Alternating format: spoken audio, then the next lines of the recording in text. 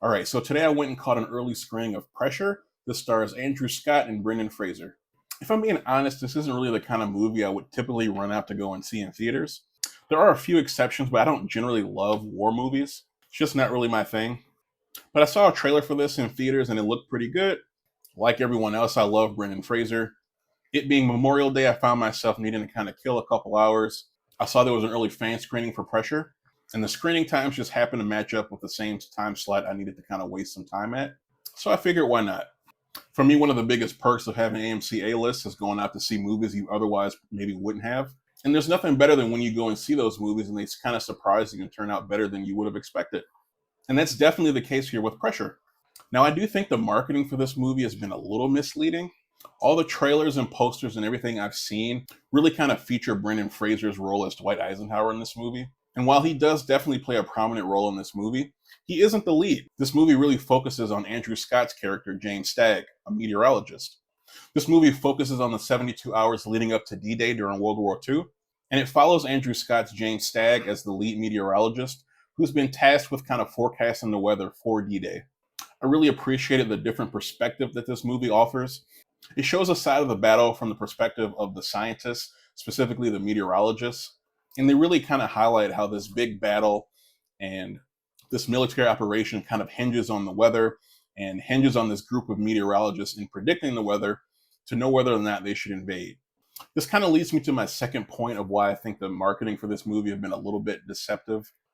And that's because in the trailers, they kind of make it seem like this movie is kind of this war epic, as if the movie is really kind of about D-Day and the battle and, storming the beaches and watching these big grand battle scenes. And it's really not. This movie is just over an hour and a half, and I think there might be a total of like 10 minutes of battle scenes max. The majority of this movie is really just people in rooms talking. And there's nothing wrong with that. I enjoy those types of movies too. I just think that if you're going into this movie expecting like a big war epic, battle sequences, you have to kind of temper your expectations a bit because this movie isn't that. While it's definitely not a Christopher Nolan movie, I think this movie is really kind of in the same spirit as like an Oppenheimer type of movie, where you're following these scientists who are trying to kind of solve a problem to kind of help with the war effort.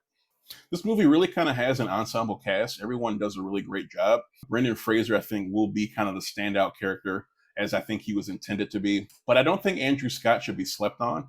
He does a really good job as the main character of the movie. You're kind of with him throughout this entire journey. And I think his character gets a pretty good payoff in the end of the movie. Overall, I really enjoyed Pressure more than I thought I would. This movie officially comes out on Friday, May 29th. And I think you guys should definitely give it a shot. I think as long as you kind of understand what kind of movie this actually is, I don't think you'll be disappointed. Just don't go in expecting like a, guns blazing, high octane, adrenaline, nonstop action, war movie, because that's not what this is. But those are just my thoughts. Did you get a chance to see the early screening for Pressure? Is this a movie that's been on your radar? If so, hop down in the comments, let me know your thoughts. And with that said, I'm out of here, guys.